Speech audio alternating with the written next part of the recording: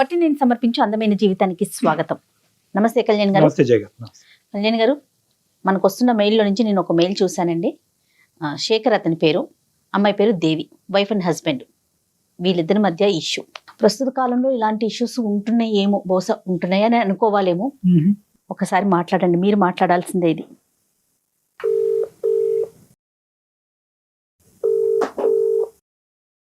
Hello hello, Shekhar గారండి?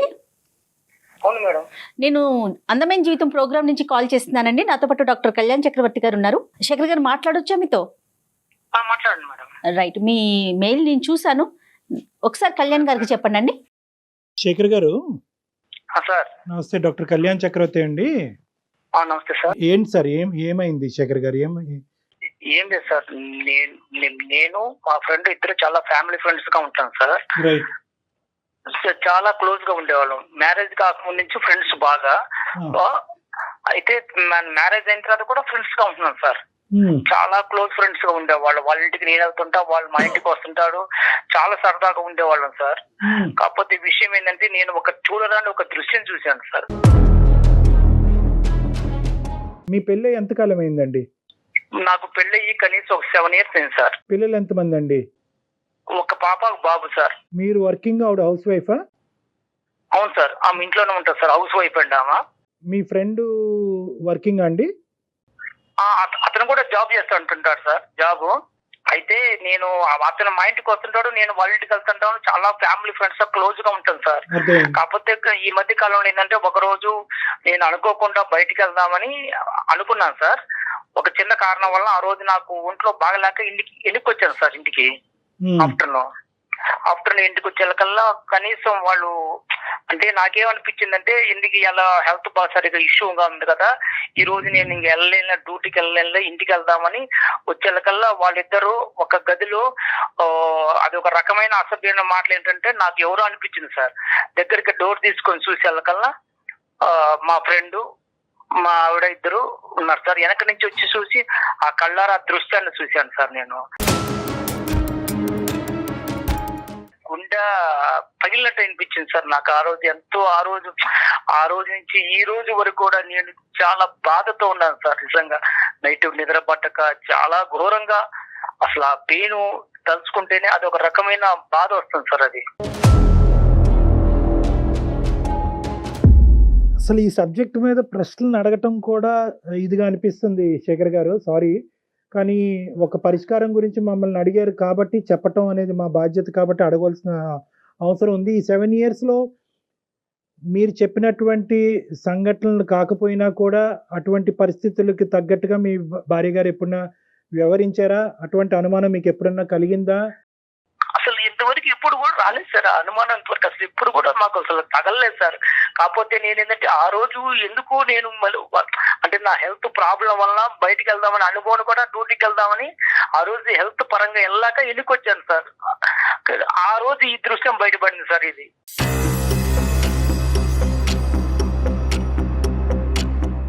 శేఖర్ గారు, ఒక్క నిమిషం, మాకు డైజెస్ట్ చేసుకోవటం కష్టంగా అనిపిస్తుంది. మీరు ఆ రోజు డోర్ దగ్గర ఉన్నారు, డోర్ వేసుకోలేదా అండి వాళ్ళు డోర్ లైట్ గా, అంటే డోర్ వేసారు కానీ అది డోర్ తీస్తే వస్తా సార్. అది డోర్ అది కాకపోతే నేను బ్యాక్ సైడ్ నుంచి వెళ్ళాను సార్. ఆ మాటలు ఏంటో వల్ల నాకు అనిపించిందంటే, ఏంది ఇంత అసభ్యకరమైన మాటలు వస్తున్నాయి, ఇది ఎవరున్నారా ఏందో చూద్దామని బ్యాక్ సైడ్ నుంచి చూస్తే వాళ్ళిద్దరు ఉన్నారు సార్. పిల్లలు ఎక్కడున్నారు సార్ ఆ టైం? అప్పుడు స్కూల్కి వెళ్ళారు సార్ పిల్లలు. ఇంకా రాలే పిల్లలు స్కూల్ నుంచి? ఇంకా పిల్లలు రాలేదు సార్. నేను ఆఫ్టర్నూన్ వచ్చాను సార్. అప్పటికి మీ ఇద్దరి మధ్యన ఎప్పుడన్నా ఇటువంటి డిస్కషన్స్ వచ్చినాయా? అంటే సహజంగా భార్యాభర్తల మధ్యన చాలా కామన్గా ఇలాంటి చిన్న చిన్న అనుమానాలు ఇలాంటివి అవుతూ ఉంటాయి. ఆ విధమైనటువంటి మీరు అనుమానం పట్టడం అనేటటువంటి పరిస్థితులు ఇంతకు ముందు వచ్చినాయా? అంటే ఒక సంఘటన పరంగా అవనివ్వండి, ఒక సంఘటన కాకపోయినా అవనండి, అనుమానమైనటువంటి సబ్జెక్టు మీ 7 సంవత్సరాల ప్రయాణంలో ఎప్పుడన్నా ఉందా? ఏ రోజు కూడా అసలు ఆ ఆలోచన కూడా థాట్ కూడా రాలేదు సార్. ఎందుకంటే సొంత ఫ్రెండ్, చాలా క్లోజ్ గా ఉంటాడు, భార్య, నేను చెల్లెలతో భావించుకుంటాడని టైప్ లో ఆలోచించుకుంటున్నాం. కానీ ఏ రోజు కూడా ఇంత థాట్ అనేది ఏ రోజు రాలేదు సార్. ఆ మీద అనుమానం కూడా లేదు సార్. నాకు అంత ఇదిగా ఉండేవాళ్ళం సార్. ఫ్యామిలీ ఫ్రెండ్స్ కు వాళ్ళ భార్య కూడా మా ఇంటికి వచ్చేది, మా మిస్సెస్ కు వాళ్ళ ఇంటికి వెళ్ళేవాళ్ళం. ఏదైనా ఫంక్షన్ ఉన్నప్పుడు అన్నిటికీ వెళ్తుండేవాళ్ళం సార్. అటు వస్తూ పోతుండేవాళ్ళం సార్. ఇప్పుడు తప్పుగా అనుకోకండి శేఖర్ గారు, నేను అడగటం కాదు, మన ప్రోగ్రామ్ చూసేటటువంటి చాలా మంది ప్రేక్షకులు అడిగేటటువంటి ప్రశ్న నేను మిమ్మల్ని అడుగుతున్నాను. మీ మాట నమ్మవలసిన అవసరం ఏముంది?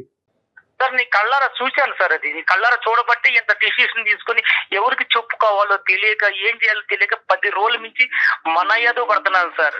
ఆమెను అడగలేక మా ఫ్రెండ్ తో చెప్పుకోలేక ప్రతిరోజు నరకం అనిపిస్తున్నాను సార్. నేను పనుకున్నప్పుడల్లా అసలు అర్ధరాత్రి లేచి మెలుకు చూస్తే ఇదే సంఘటన గుర్తొస్తుంది సార్ నాకు. మీరు చూసినట్టు కానీ లోపల ఉండేటటువంటి మాటలు విన్నట్టుగా కానీ మీ భార్య గారికి అయితే తెలియదు ఇప్పటికొచ్చి?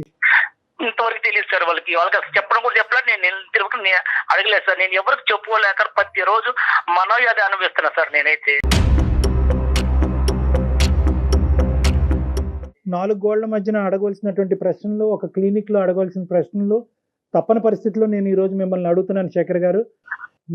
మీ భార్య మీ ఇద్దరి మధ్యన ఈ జీవితం ఎలా ఉంది? అంటే మీ ఇద్దరి మధ్యన ప్రేమ ఆప్యాయతలు కానీ లేదంటే వేరే అంశాలు ఎలా ఉన్నాయి? సార్ అన్యోన్యంగా ఉండాలి సార్. ఇద్దరు కూడా చాలా అన్యోన్యంగా. ఎట్లంటే ఆమె ప్రతిరోజు నాకు అన్ని రకాలుగా సహకరిస్తుంది. నేను కూడా ఆమె అడిగిన దానికి ప్రతి ఒక్క దానికి నేను కూడా సహకరిస్తాను. అన్ని విషయాల్లో, పిల్లల విషయంలో కానీ ఆమె విషయంలో కానీ ఏ రోజు కూడా ఏ చిన్న తేడా కూడా ఉండదు సార్. మీ ఫ్రెండ్ యొక్క క్యారెక్టర్ ఏంటి సార్? సారీ మళ్ళీ అడుగుతున్నాను. ఇదే సార్ నేను ఫస్ట్ టైం చూస్తాను సార్. ఏ రోజు కూడా మా ఫ్రెండ్ కూడా నా దగ్గర ఏ రోజు కూడా చాలా క్లోజ్ గా ఉండి చాలా ఫ్రెండ్షిప్ గా ఉండి అంత ఇదిగా ఉన్న మనిషి ఎందుకు ఆ విధంగా చేశాడనేది కొంచెం నాకు ఇంకా డౌట్ అనిపిస్తుంది సార్. ఆ డౌట్ వల్ల వాళ్ళని ఇద్దరు కూడా నిలదీయలేకపోయారు. మీ ఫ్రెండ్ కూడా సిన్సియర్ గానే ఉంటాడు. ఇలాంటి అమ్మాయిలు వ్యవహారాలు ఇలాంటివి సరదాగా ఫ్రెండ్స్ మధ్యన మాట్లాడుకుంటూ ఉంటారు. అలాంటి టాపిక్స్ కూడా ఎప్పుడూ లేవు. అతను వాళ్ళ భార్యతో కూడా బానే ఉన్నాడు. అక్కడ కూడా గొడవలు ఏం లేవు. ఏం లేదు సార్. ఏ రోజు కూడా రాలేదు సార్. ఆయనకి ఎంతమంది పిల్లలు? అతనికి ఎంతమంది పిల్లలండి? అతనికి ఒక పాప అండి. మీ ఫ్రెండ్ మీతో ఎలా ఉన్నాడు ఈ 10 రోజులు బట్టి? మీ భార్య మీతో ఎలా ఉంది? ఈ జరిగిన సంఘటన తర్వాత వాళ్ళు నాకన్నా ఎక్కువగా నటిస్తున్నారు సార్. అసలు వాళ్ళకి ఏందో తప్పు చేయలేనట్టుగా నా ముందు వాళ్ళు చేస్తుంటే నాకే ఒక్కోసారి అసహ్యం వేస్తుంది సార్. ఎందుకంటే అంత ఘోరంగా వాళ్ళు నటనలో అంత జీవిస్తున్నారు సార్. ఏమి తెలియనట్టుగా, ఏది అసలు జరగనట్టుగా. కానీ నా మనసుకు తెలుస్తుంది అది ఏంది వీళ్ళు ఇంత అప్పటికన్నా వీళ్ళు ఇంకా ఎక్కువగా నటిస్తున్నారు. కారణం ఏంటి? నన్ను అసలు ఏ రకంగా చూస్తున్నారో తెలియట్లేదు సార్. అది ఆ విషయం. శేఖర్, ఒక్క విషయం, ఈ కాన్వర్జేషన్, ఈ ఫోన్ కాల్ ఇలా కంటిన్యూ చేద్దామా లేదంటే పర్సనల్ గా క్లినిక్ లో కలుస్తారా? మీకేం అభ్యంతరం లేదా ఇలా మాట్లాడటం? మాట్లాడే అభ్యంతరం లేదు, కానీ ఈ సమస్యకు సొల్యూషన్ దొరకాలి సార్. నాకు అదేనండి మనసులో బాధ ఎక్కువ. ఏం కావాలి మా దగ్గర నుంచి? ఏం ఎక్స్పెక్ట్ చేస్తున్నారు? నేను ఆమె డైరెక్టర్ గా అడగలేకపోతున్నాను సార్. మీరు కొంచెం మీ ద్వారా అడిగితే ఇలాంటి విషయాన్ని మనం మాట్లాడే విషయం కాదు కదండి. శేఖర్, ఇక్కడ కొద్దిగా సెన్సిటివిటీస్ అనేటటువంటి అంశాలు ఉంటాయి. స్త్రీ గౌరవం అనేటటువంటి అంశం ఉంటుంది. సో ఇక్కడ ఆధారం లేకుండా మాట్లాడటం, ఒక పబ్లిక్ ప్లాట్ఫామ్ మీద ఇంత సెన్సిటివ్ ఇష్యూ మాట్లాడటం అనేది కరెక్ట్ కాదు. అందు గురించి మీకు ఆప్షన్ కూడా ఇచ్చాను. మీరు క్లినిక్ లోకి వచ్చి ప్రైవేట్ గా మాట్లాడతారని అడిగాను. కానీ మీరేమంటున్నారంటే ఇక్కడే నాకు ఆ సొల్యూషన్ కావాలి అని అంటున్నారు. కాబట్టి ఇక్కడ మేము మాట్లాడేదానికంటే మీరు మీ భార్య గారిని, ఎందుకంటే మీకు ఆ హక్కు ఉంది, మీకు అడిగేటటువంటి అధికారం ఉంది, మీ ఇద్దరి మధ్యన ఆ స్వేచ్ఛ ఉంది. కాబట్టి మీరు అడగండి, ఆవిడ రెస్పాన్స్ ఏంటి అన్నది వింటాం. ప్రధానంగా ఈరోజు మీరిద్దరూ మాట్లాడుకోవాల్సినటువంటి అంశం, ఒకప్పుడు ఇష్యూ చేయి దాటి ఇంకో లెవెల్కి వెళ్తున్నట్టుగా అయితే కనుక ఖచ్చితంగా ఆ కాన్వర్సేషన్ అక్కడ ఆపి మీరు క్లినిక్ వచ్చి కలవాల్సిన అవసరం ఉంటుంది. ఓకేనా? ఈ కండిషన్స్ మీద అయితేనే మనం కంటిన్యూ చేద్దాం, లేదంటే కట్ చేద్దాం. మాట్లాడదాం. సరే, ఓకే సార్, మాట్లాడతాం sir. Right, okay, call connect చేయండి.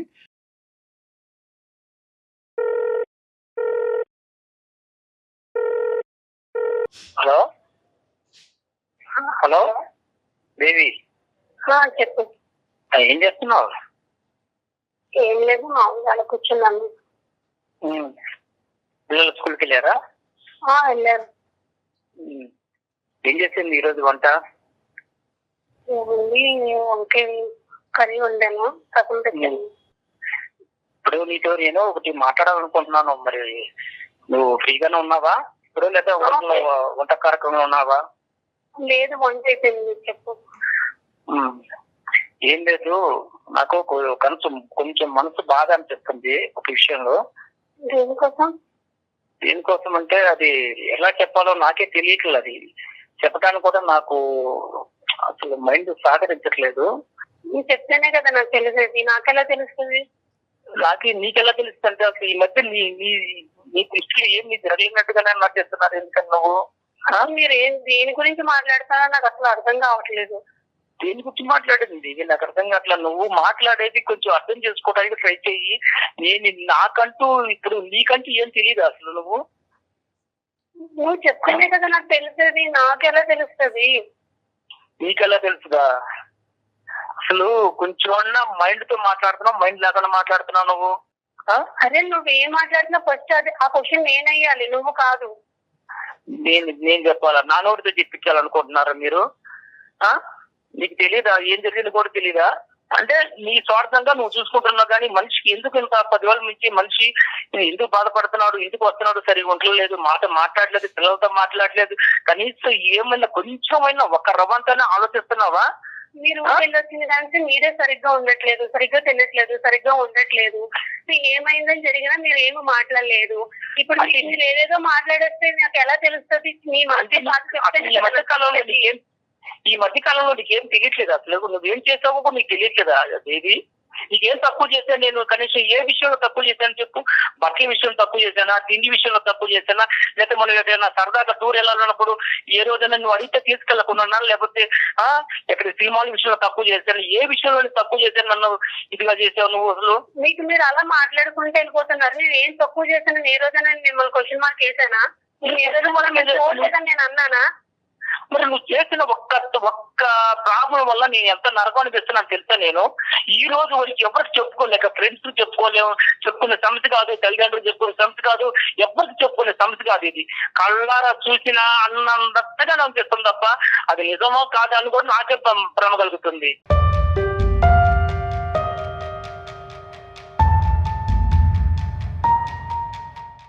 నీకు సీనిగాడికి ఎన్నాళ్ళ నుంచి తాగుతుంది రంకు వ్యవహారాలు?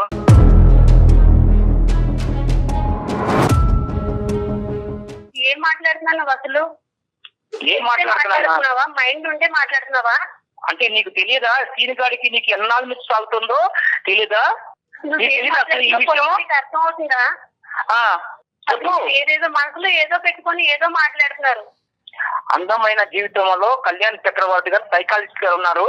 కావాలంటే నువ్వు ఎంతకాలం నుంచి తాగుతుందో ఈ రంకు ఆయనే తేలుస్తారు. అది ఆల్రెడీ మాట్లాడుతున్నావు. శేఖర్ మీరు కాదు నాన్న, ఇప్పుడు ఓకే నువ్వు మాకు ఫోన్ చేసావు, ఓకేనా, నీకు ఒక ఇబ్బంది ఉందని ఫోన్ చేసావు, డాక్టర్ గారు ఉన్నారు, డాక్టర్ గారు వింటున్నారు, డాక్టర్ గారు తేలుస్తారు అని చెప్పి ఆ అమ్మాయి థ్రెట్ చేయవలసినటువంటి అవసరం లేదు. ఆ అమ్మాయితో మాట్లాడేటప్పుడు మమ్మల్ని పావుగా వాడుకోవద్దు, ఇది చాలా సున్నితమైనటువంటి అంశము, చాలా జాగ్రత్తగా డీల్ చేయవలసినటువంటి అంశము. ఇక్కడ డాక్టర్ గారు ఉన్నారు, అతను వింటున్నాను కాబట్టి నీ యొక్క కథ అంతా నేను బజారు కీడుస్తాను అనేటటువంటిది కాదు. ఇది భార్యాభర్తలకు సంబంధించినటువంటి ఒక సున్నితమైనటువంటి అంశం. మీరు సున్నితంగా ఆ అమ్మాయిని అడగండి. మీరు ఇంతకాలం ఎలాగైతే ప్రేమతో ఆ అమ్మాయిని చూసుకున్నారో అదే ప్రేమతో ఈ అంశాన్ని అడగండి. తన నుంచి నిజాన్ని రాబట్టుకునేటటువంటి ప్రయత్నం చేయండి. అమ్మ ఎవరు దేవి అమ్మ, సారీ అమ్మ, ఇది ఏంటంటే అతను కాల్ కనెక్ట్ చేసినప్పుడే మేము ఉన్నాము అనేటటువంటి అంశం ఒక భర్తగా నీకు చెప్పవలసినటువంటి అవసరం ఉంది. కానీ అతను అది చెప్పలేదు. బహుశా అతను కూడా చాలా సందిగ్ధ పరిస్థితిలో చాలా భావోద్రేకంతో ఉన్నాడు కాబట్టి అది చెప్పలేదు. కానీ ఈరోజు మా పాత్ర అనేటటువంటిది కేవలం అతను ఈ అంశం చెప్పి మాకు ఫోన్ చేశాడమ్మా, డాక్టర్ గారు నేను ఇలాంటి చూడకూడనటువంటి ఒక భయానకమైనటువంటి ఇష్యూ నేను చూశాను నా భార్యకి వేరే వ్యక్తికి మధ్యన.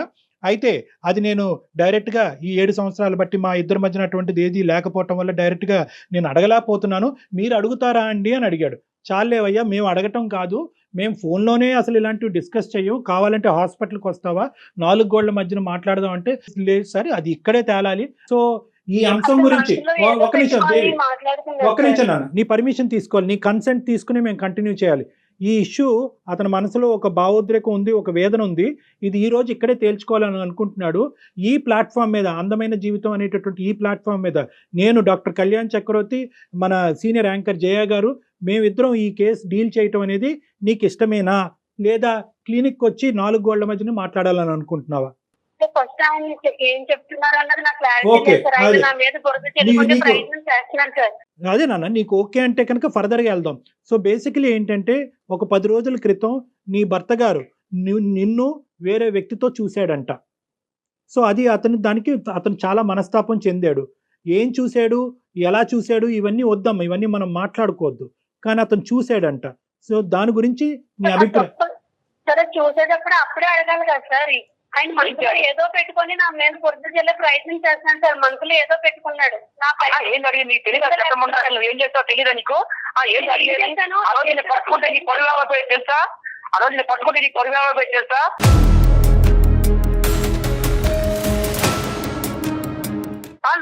నా పరువు గుర్తు ఇష్టం లేక నేను సైలెంట్ గా మూసుకొని పోయాను తెలుసా బయటికి.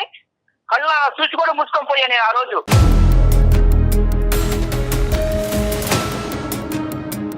అసలు నీకు పిచ్చి నాటకాలు ఆడక నాటకాలు అడిగాను సార్. చెప్ప ఏం మాట్లాడుతావు తెలుసా? నువ్వు ఏం మాట్లాడుతున్నావు? నా మీద బురద జల్లే ప్రయత్నం చేసుకుంటూ నువ్వు ఏదేదో మాట్లాడుకుంటే కొన్ని ఇస్తారాజం అయిపోయింది అంతాను. అక్కడ నైతం అయిపోయిందా? ఆ రోజు నిన్ను కానీ నేను నిద్ర రెడ్ హ్యాండ్ పట్టుకోవాలి కానీ నేను నిలదీస్తే నీ జీవితం ఏమైపోతుంది తెలుసా? ఒక పక్క వాళ్ళ ఆవిడ తీర వాడు పొరుగు పోయేది, ఒక పక్క నీకు మాత్రం అప్పుడు ఎంత ఘోరంగా ఉంటుంది తెలుసా జీవితం అంటే. మీ చుట్టాలు ఉన్నారు, మా చుట్టాలు ఉన్నారు, అడగడానికి వాళ్ళు ఎవరు లేరా? ఎవరు గుట్టి ఈ రోజు తీసుకొని వచ్చి ఆయన నువ్వేంటి, అసలు నువ్వేం చెప్తున్నావు ఏంటో తెలీదు, నా మీదలన్నీ నిందలేసి అసలు నువ్వేం చేయాలనుకున్నావు, ఏం చేస్తున్నావు అంటే నువ్వు తప్పు చేశాను మాత్రం ఒప్పుకో కదా. అసలు నేనేం తప్పు చేశాను నీకు తెలియదు అన్నమాట. అమ్మ శేఖర్, ఒక్క నిమిషం. పబ్లిక్ గా తిట్టేటటువంటి ప్రయత్నం చేయొద్దు. అలా అయితే కనుక మన ఈ కాన్వర్సేషన్ కంటిన్యూ చేయలేము, ఇక్కడితో ఆపేద్దాం. నెంబర్ 1, అది ఫస్ట్ మీరు గుర్తుపెట్టుకోండి. I know your emotionally hurt, కాదనట్లేదు. ఈ తప్పు ఎలా జరిగింది అనేటటువంటి ప్రశ్న అనేటటువంటి రకరకాలు ఉన్నాయి. కానీ అసలు ఫస్ట్ ఆఫ్ ఆల్ ఆ అమ్మాయి మాట్లాడేటటువంటి అంశాలు మనం విందాం. అసలు తప్పు జరిగిందా లేదా, అసలు నువ్వు చూసింది ఏంటి, జరిగింది ఏంటి అనేటటువంటి అంశాలు ప్రధానంగా మనం మాట్లాడుకుంటే కనుక ఒక క్లారిటీ వస్తుంది. ఆ తర్వాత ఏం చేయాలన్నది ఆలోచిద్దాం. అమ్మ దేవి, మీ హస్బెండ్ ఆ రోజు ఊరి నుంచి ఆఫీస్ నుంచి ఎక్కడి నుంచో వచ్చాడు. వచ్చినప్పుడు ఏం జరిగిందమ్మా? నువ్వు ఒక్కదానివే ఉన్నావా, ఎవరన్నా ఉన్నారా ఇంట్లో, వేరే వాళ్ళు ఎవరన్నా? నేను ఒక్కదానే ఉన్నాను సార్. మీ భర్త గారు ఇంతకు ముందు ఎప్పుడన్నా నిన్ను అనుమానించారా ఈ విధంగా వేరే మగవాళ్ళతో? లేదు సార్, అసలు అనుమానించారు. మరి ఇలాగ 7 సంవత్సరాల తర్వాత మీ భర్త గారు ఇలాంటి ప్రశ్న అడుగుతున్నారంటే కనుక అతను కలగంటున్నాడా, భ్రమ పడుతున్నాడా, వాస్తవమా? ఈ 10 రోజులు పెట్టి ఆయన అసలు మతి సిమితి ఉందో లేదో నాకు అర్థం అవ్వట్లేదు సార్. ఆయన అసలు సరిగ్గా మాట్లాడట్లేదు, వండించి తినట్లేదు, సరిగ్గా ఉండట్లేదు, పిల్లలతో కూడా సరిగ్గా మాట్లాడిందే లేదు. డాడీ అని పక్కకి వెళ్ళినా కానీ లేకపోయి వెళ్ళిపోతున్నాడు. తన సమయం వేడిస్తున్నాడు, తను మొదలు పడ్డాడు. అలా ఎందుకు జరుగుతుందని తెలుసుకునే ప్రయత్నం చేసినా కానీ నాకు అస్సలు రెస్పాన్స్ అయ్యట్లేదు. అలా కదా, ఈ 10 రోజులు బట్టి అతని మానసిక పరిస్థితి గురించి మాట్లాడలేదు తల్లి. కానీ ఆ రోజు జరిగినటువంటి సంఘటనలో ఇంట్లో నీతో పాటు ఎవరన్నా ఉన్నారా? మిగతా అంశాలు నేను అడగనమ్మా. లేరు సార్, ఎవరు లేరు. ఆయననే అంతగా చూసే సందర్భం ఉంటే ఆ రోజు ఏం చేశారు సార్? నోట్లో ఏమన్నా మట్టి గడ్డలు ఏమన్నా పెట్టుకున్నారా? అమ్మా అది కాదమ్మా. వాస్తవానికి ఇది నిజమా అబద్ధమా, జరిగిందా జరగలేదా అనేటటువంటి అంశం నిర్ణయించవలసినటువంటి వాళ్ళం మేం కాదు. జరిగింది అని మేము అనలేము, జరగలేదు అని మేము అనలేము. అది మీ భార్యాభర్తలకు సంబంధించినటువంటి ఒక ప్రైవేట్ ఇష్యూ. కానీ ఈరోజు ఏంటంటే మీరు ఆ సబ్జెక్ట్ మీదకి వెళ్ళకండి. ఆ ఒక్క సబ్జెక్ట్ మీద మేము అతన్ని అప్రిషియేట్ చేస్తున్నాం. ఒకప్పుడు ఇటువంటిది ఏదైనా జరుగుంటే ఎక్స్ అనేటటువంటి కేసు సినారియో తీసుకుందాం. మీ ఇద్దరు దాంట్లో జరిగిందో లేదో అనేటటువంటిది మనం మాట్లాడద్దు. ఒక ఎక్స్ అనేటటువంటి బయట కేసు సినారియోలో భర్త ఇలాంటి బట్టబయలు చేయలేదు, దాచిపెట్టుకున్నాడు అంటే కనుక భార్య, కుటుంబం, పిల్లల యొక్క పరువు కాపాడటం గురించే అతను చేశాడు అని వర్ణించవచ్చు. మీరు అది రెట్రోస్పెక్టివ్ గా ఈ రోజు ఇంకో విధంగా అడుగుతున్నారు, నన్ను రెడ్ హ్యాండెడ్ గా పట్టుకుంటే ఏమై ఉండేది? అంతలా చేసినవాడు ఏంటి ఈ రోజు ఇలా చేయలేడు కదా సార్. ఏ తప్పు చేయకంటేనే ఇంత నిందలేసి ఆయన మనసులో ఏదో పెట్టుకొని ఏదేదో మాట్లాడతారు. అసలు ఏం చేయాలనుకున్నాడు కూడా నాకు అర్థం కావట్లేదు. నీ ఉద్దేశంలో ఏంటంటే అతని మానసిక పరిస్థితి బాలేక ఏవో కనిపించుకున్నవి అతను కళ్ళకు కనిపించినవి అతను భ్రమ పడుతున్నాడు అని ఊహించుకుంటున్నాడు. వాస్తవానికి అక్కడ ఏమీ జరగలేదు అనేది నీ వాదన దేవి? అంతే సార్, అదే కరెక్ట్. ఒక నిమిషం దేవి, నీ వర్జన చూశాను సార్. అది నేను కల్లారా చూశాను. ఆ రోజు కల్లారా చూసిన తర్వాతనే నా మనసు చెడిపోయింది సార్. అది నేను కల్లారా చూశాను. అది కనీసం ఈమె కానీ వాడు కానీ ఏంది ఇలాగున్నావు అని కూడా ఒక్క క్వశ్చన్ కూడా నన్ను అడగలేదు సార్. వాళ్ళ ఆనందాలు, సంతోషాలు వేరువేరుగా ఉన్నాయి. 10 రోజులు సరిగ్గా ఉండక, సరిగ్గా తినక, మానసిక భావం సరిగ్గా బాగోక అప్పటికి నేను అడుగుతున్నాను. మీకు ఏ తప్పు కనిపించినా నాకు అర్థం కావట్లేదు. నాకు మానస్థితి బాగానే ఉన్నది. నేను మానస్థితి బాగున్నబట్టే ప్రతిరోజు డ్యూటీకి వెళ్ళగలుగుతున్నా. అర్థమైందా? మానస్థితి బాగాలేకపోతే డ్యూటీ ఆపేసి ఇంట్లో ఉండేవాడిని. అర్థమైందా? నువ్వు చేసిన దానికి సమర్థించుకోవడానికి చూడబాకు. నువ్వు అదే నువ్వు చెప్తూ ఉంటే నువ్వు వింటూ ఉంటే నువ్వు ఏది మాట్లాడినా అది కరెక్టే, అలా మేము ఒప్పుకోవాలి. అదే నువ్వు అలా మాట్లాడుతున్నావు. నేను మన పెళ్లి ఇంతకాలమైనా ఏ రోజైనా నిన్ను నిలదీసి నేను అడిగానా? అంత ముందు ఎప్పుడైనా నీ ప్రశ్న శేఖర్, అడగలేదు కదా. నేను ఎప్పుడైనా నిన్ను నిలదీశానా, నేను ఎప్పుడైనా నీ మీద ఇలా అనుమానం పడ్డానా అనేటటువంటి మాట ఎంత కరెక్టో, దేవి కూడా అటువంటి విధంగా ప్రవర్తించకపోవటం అనేటటువంటిది 7 సంవత్సరాలు బట్టి మీ కళ్ళ ద్వారా మీరు కూడా చూశారు. సో అది కూడా పాయింటే. ఇక్కడ ఏంటంటే ఆవిడ ఇంతకు ముందు ఇలా ఉందండి, ఇప్పుడు ఇలా ఉందండి, తర్వాత ఇలా చేసింది అనేటటువంటి ఎగ్జాంపుల్స్ మీరు ఇవ్వలేకపోతున్నారు. మొదటి నుంచి నా భర్తకి అనుమానం అనేటటువంటి ఒక ఇది ఉందండి అని చెప్పి ఆవిడ చెప్పలేకపోతుంది.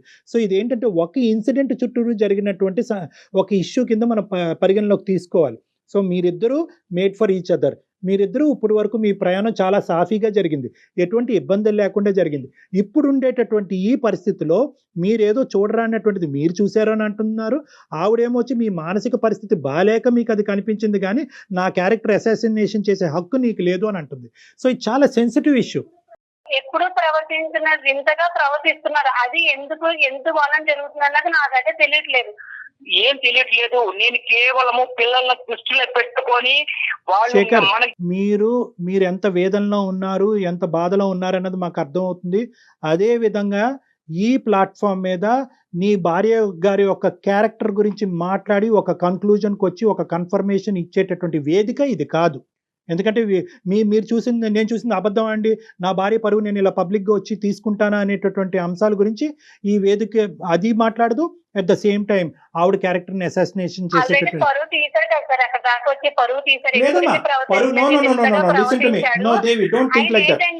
వేరే ట్రాక్ లోకి ఎక్కడికో వెళ్ళాలన్న ప్రయత్నంలో నా మీద బురద చెల్లే ప్రయత్నం చేస్తున్నాడని ఈజీగా నాకైతే అర్థం. ఇదేం కొత్త ఇదమ్మా, ఏంటి అతను ఏ ట్రాక్ లో వెళ్తాడు? ఇంకో ట్రాక్ అంటే ఇంకోటి ఆయనకి ఏదో ఉందండి మనసులో, ఏదో కాదు. నేను వేరే వాళ్ళతో మాట్లాడుతున్నాడు తను. కాదు, నేను వేరే వాళ్ళతో ఎవరితో థియేటర్లో చూసావా? పోనీ నా గురించి ప్లాట్ ఎప్పుడైనా విన్నావా?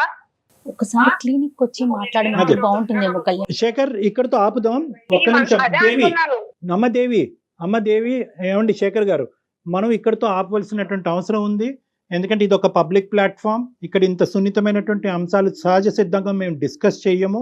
కానీ టాపిక్ కాస్త మొదలైన తర్వాత ఎక్కడో చోట దీన్ని ఒక కంక్లూడ్ చేస్తే కనుక అట్లీస్ట్ మీరు ఈ రోజు ఇంటికి వెళ్ళిన తర్వాత మీ ఇద్దరు గొడవ పడకుండా ఉంటారు, మీ ఇద్దరి యొక్క సేఫ్టీ మేము కాపాడినటువంటి వాళ్ళం అవుతాం అనే ఉద్దేశంతోనే ఈ సబ్జెక్ట్ కొంతవరకు ప్రొలాంగ్ చేయడం జరిగింది.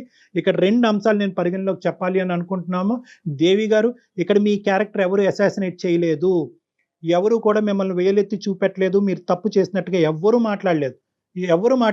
మీ భర్త గారు ఒకటి చూశారు అన్నారు, అది మిమ్మల్ని ప్రశ్నించారు, మీరు అది ఖండించారు, ఇది కరెక్ట్ కాదన్నారు, సబ్జెక్ట్ అక్కడ అయిపోయింది అంతే. You are the same person as you are. So దాని గురించి మీరు భయభ్రాంతులు చెందవలసినటువంటి అవసరం లేదు. ఇక్కడ 2 అంశాలు అయి ఉండొచ్చు.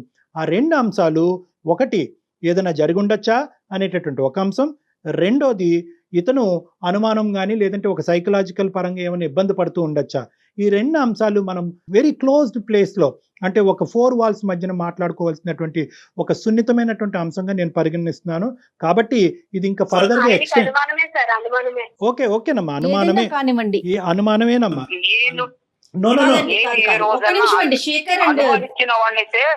ఫ్రెండ్ ఎందుకు ఇంటికి రానిస్తాను, నాతో ఉన్న క్లోజ్ ఉన్న ఫ్రెండ్ కూడా ఇంటికి రానిస్తారంటే అర్థం చేసుకోవాలి.